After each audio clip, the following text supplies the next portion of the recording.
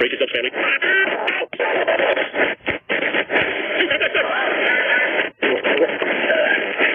Jam.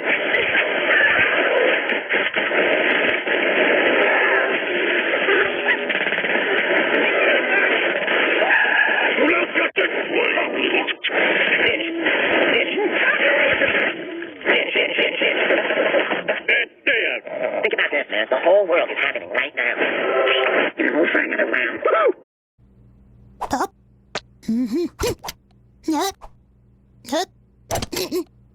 Net.